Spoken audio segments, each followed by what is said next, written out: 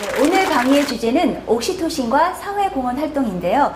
언뜻 어릴 때 옥시토신 사랑을 많이 받은 아이는 자라서 기꺼이 사회공헌 활동을 하게 된다. 뭐 이렇게 옥시토신 사랑의 실천자가 된다는 의미로 들리는데 이 두 가지가 진짜 연관관계가 있을까요? 그렇습니다. 우리가 잘 기억하고 계시겠지만 사랑은 대상에 있는 것이다. 이렇게 말씀을 드린 적이 있습니다. 그리고 옥시토신적인 사랑은 이타적인 사랑입니다. 이렇게 자기 혼자 좋은 것이 아니고 남에게 그리고 이타적인 행위를 해드리니까 이게 정말 확대해 보면은 인류의 근원이 바로 옥시토신이라고 이렇게 말씀드릴 수도 있습니다. 이렇게 귀중한 선물인 옥시토신적인 사랑은 갓난아기 때부터 형성이 된다. 그렇기 때문에 어릴 적 양육 환경은 대단히 중요한 것입니다. 제가 감사하며 봉사하는 삶을 살아야겠다는 생각을 한 것도 어쩌면 이 옥시토신이 저를 그렇게 만든 게 아닌가 저는 정신과의사로서 그렇게 해석을 하고 있습니다. 요즘 제가 하고 있는 일이 좀 때로는 힘들기도 하지만 그러나 많은 분들이 후원해 주시고 애껴 주시고 그러기 때문에 저는 정말 이거를 제가 받은 가장 큰 선물이다 그렇게 생각하고 정말 즐거운 마음으로 하고 있습니다. 유행어에 사랑 바이러스가 있습니다. 옥시토신 사랑은 사랑 바이러스처럼 사회공헌 활동으로 사랑 이어가기를 하는 것인 것 같습니다. 그럼 지금부터 구체적인 강의 내용 함께 듣겠습니다. 여러분 요즘 우리 사회는 참 놀랍게도 이 사회공헌 활동을 참 많이 하고 있습니다. 실제로 저 아프리카 이 난민들을 위해서 굉장히 많은 기부금도 내고 또 우리 국내에서도 수재민 기금이라든가 이런 사회공헌 활동이 굉장히 활발해진 것도 사실입니다. 그러나 또 한편으로 생각하면은 전혀 그런 생활하고는 무관한 사람도 없지는 않습니다. 그래서 이번 시간에는 이 옥시토신과 사회공헌 활동에 대한 이야기를 좀 해야 될 것 같습니다. 실제로 사회공헌 활동이라는 것은 인간이 인간으로서 할 수 있는 최고의 선물이고 이거야말로 인간이만이 할 수 있는 동물 세계에는 사회공헌 활동이라는 것은 없습니다. 그러니까 이게 어떻게 보면 인간은 본성적으로 이타심을 타고났다. 이 많은 문화 인류학자들은 그렇게 설명을 하고 있습니다. 그러니까 이 원래 우리는 주는 거를 참 내가 뭘 베풀므로써 상대방이 좋아하고 또 기뻐하고 감사하고 이제 그럴 때 내가 훨씬 더 정말 인간으로서의 자부심이나 긍지, 명예심 이런 것이 자극이 돼서 기분이 정말 좋습니다. 이게 남을 돕는다는 것은 곧 나를 돕는 것이다. 이렇게 생각하셔도 틀리지가 않습니다. 그만큼 인간은 이게 본성적으로 이타심을 타고납니다. 여러분 그 에릭 프롬이라는 사랑의 기술이라는 책을 읽어 보셨는지 모르겠습니다. 저는 거기서 정말 인상 깊었던 것은 사랑은 베풀수록 내가 이만큼 내면 낼수록 내 몸에서 더 큰 사랑이 자라고 있다. 그 사랑은 베풀수록 더 커진다. 내 몸속에. 그렇게 그만큼 마이너스가 아니고 플러스가 된다. 나는 그 이야기를 굉장히 감동 깊게 읽었습니다. 이렇게 우리 인간은 정말 참 이렇게 베풀면서 훨씬 더 큰 것을 내가 얻을 수가 있다. 이걸 정말 우리가 잊어서는 안 될 것 같습니다.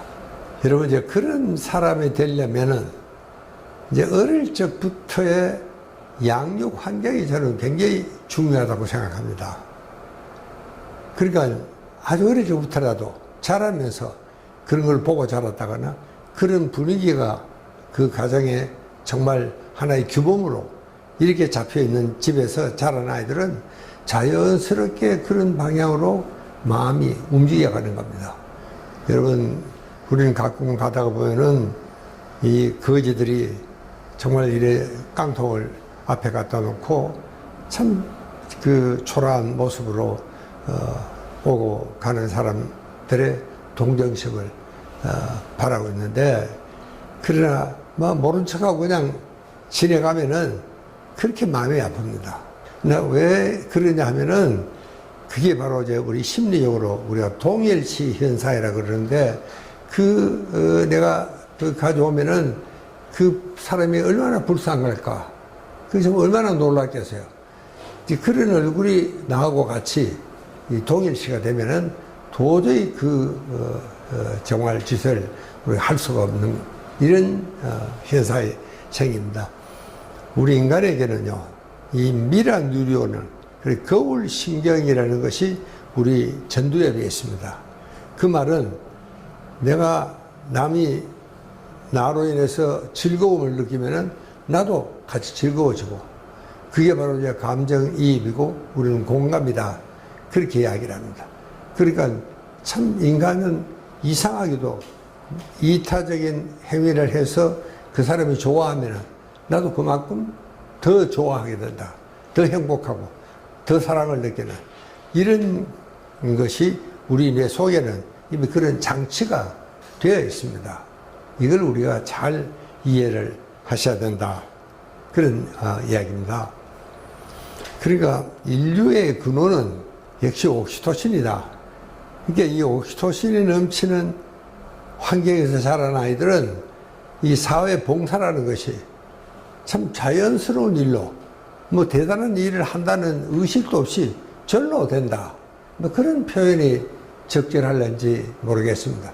정말 절로 된다 하는 생각을 저는 하게 됩니다. 그러니까 어떻게 보면 이게 온 뇌가 정말 균형 있게 잘 발달될 수밖에 없는 그런 환경에서 참 저는 복받은 환경에서 자랐다고 생각합니다. 우리 집은 가난했습니다. 그러나 참 행복하고 즐겁고 항상 웃음이 감도는 그런 집이었습니다. 또 그런가 하면은 우리는 정말 겁도 없이 온 동네를 누비고 다녔습니다. 저는 집에서 밥 먹는 날보다는 오히려 밖에 돌아다니다가 얻어먹는 날이 더 많았습니다. 왜냐하면은 이게 집에 들어오면은 저는 우리 할머님이 우리 형하고 손님들에게 비교하는 게 싫어가지고 우리 할머님이 나를 저 뒷집에 황도 할매 밤남 밑에다가 손님 오시면 이렇게 묶어 놓습니다. 지금 생각하면 참 무서운 이야기인데, 그래도 우리 어머님은 거기에 부엌에서 이렇게 보면 내가 그 노는 게 보이는 겁니다. 근데 우리 어머님 하신 말씀은 그때 내가 좀 울기라도 했더라면은 가서 좀 안아도 좋고 그런데 시어머님이 묶어놓은 물 가서 어머님이 뭐라고 풀 수도 없고, 근데 이 미련한 녀석이 울질 않고 그렇게 잘 놀았다 그럽니다. 묶인 채로. 그래가지고 그 풀셉이라 그럽니까? 이게 툭 떨어지면 굉장히 아파서 쏘이면 그럼도 주워 묶기도 하고. 그러니까 이제 제가 조금 철이 들면서부터는 집에 손님이 온다 그런 날은 아침 일찍부터 집을 나서야 됩니다. 그리고 온 동네 돌아다니는 겁니다. 그래서 동네 사람들 알아요. 저 녀석 오늘 큰 집에 손님이 오시는구나. 이런 것들이 그렇게 온 동네 아주머니들하고 내가 친하게 지낼 수밖에 없습니다. 잘 친하게 지내야 돼요. 그리고 그 집에 갑자기 손이 필요하면은 내가 가서 도와주기도 하고, 이렇게 되니까 서로가 참 배려하고 또 참 필요할 때는 서로 도움을 주고 받고, 이런 것이 그 집에서 가령 뭐 마당 청소를 하면은 저는 거기도 거들어 준다든가, 이런 것은요 누가 시켜서 되는 게 아닙니다. 자연스럽게 되는 거예요. 그 어머님이 그 집의 아줌마가 나한테 고구마 삶은 거를 하나 줬다. 근데 그냥 얻어먹을 수 없잖아요. 그래 그 집에 뭔가 필요한 게 있으면 제가 가서 도와주는 거예요. 여러분, 우리가 어릴 적에는 그렇게 자랐습니다.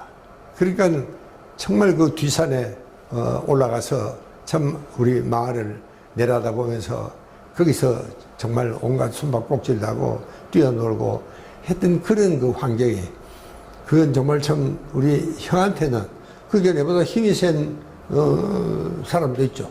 이렇게 이 시골에는요, 그 울려 놀 때는 적어도 한 몇 살 차이는 전부 한 그룹으로 그렇게 모여 놀았어요.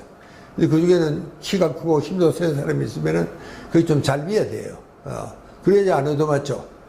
그런 것도 절로 생기고, 또 그러고 같이 무슨 시합을 하더라도요, 우리보다 키가 작고 힘이 작은 아이들은 우리 좀 떼어줘요. 떼어준다 그런 걸 한 10m 좀 앞서가서 달리게 하는 겁니다. 이제 그게 정말 공정한 경쟁이죠. 그리고 우리끼리 뭘 약속을 하면은 이거는 어른들이 없는 세계에서 우리끼리 약속을 했으니까 그야말로 이런 골목 동무가 나는 민주주의의 기반입니다. 왜? 우리끼리 한 약속이니까 어떤 일이 있든지 그걸 지켜야 됩니다.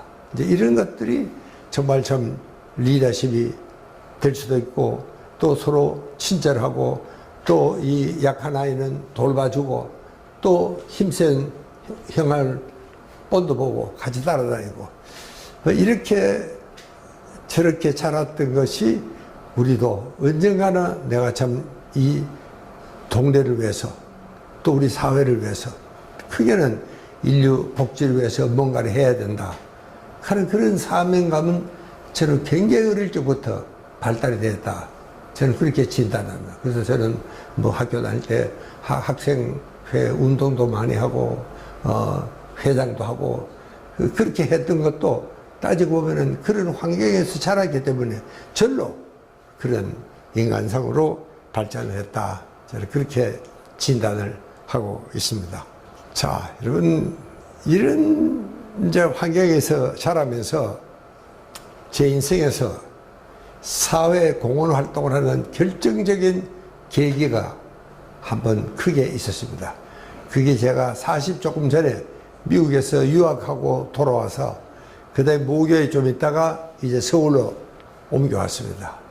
그때는 우리 한국 사회가 산업사회 건설을 위해서 정말 정신없을 때입니다. 뭐 앞집 뒷집에 전부 이 빌딩이 올라가고 길을도 보면 포장 다 내는 데다가, 이게 그런 합리적인 미국 사회 살다가 갑자기 정말 가장 혼란스러운 산업사회 건설을 위해서 우리가 정신이 없던 이런 시절에 내가 한국에 돌아왔으니까 나한테는 제2의 충격이 일어난 겁니다. 그때 그러니까 이 주치의가, 제가 테니스를 열심히 쳤는데 허리가 아파서 도저히 칠 수가 없습니다. 그래서 우리 주치의가 당신 이제는 테니스를 치면 안 된다. 그리고 수술을 받아야 되겠다. 수술을 안 한다고 입원을 했습니다. 그리고 이제 가만히 생각하니까, 야, 이 녀석아, 네가 의사라 한 놈이 네 관리 하나 잘못해가지고 수술을 받고 편하게 지내다니 그건 안 돼. 너 나가서 고생을 좀 해봐야 돼. 그리고 그 길로 퇴원을 해버렸습니다. 그러니까 이제 이 퇴원하고 나니까 지팡이를 짚고 뭐 얼렁덜렁 걸어다니고 이런 생활을 하다 보니까 여러분, 정말 내 눈에는 처음으로 한국 사회가 보이기 시작을 했습니다. 왜 우리 한국 사람들이 이렇게 급할까? 갑자기 시골에서 몰려 내려오면서 정말 이 도시인으로서의 감각이 없습니다. 이 교통 질서나 지킬 줄도 모르고, 또 그런가 하면은 정말 병원에는 장사진을 이루고 있는 사람들이, 저 사람들도 나처럼 이 자기 관리를 잘못해서 생긴 생활 습관병입니다. 근데 이거를 정말 내가 예방을 하고 치유를 해야 되겠다.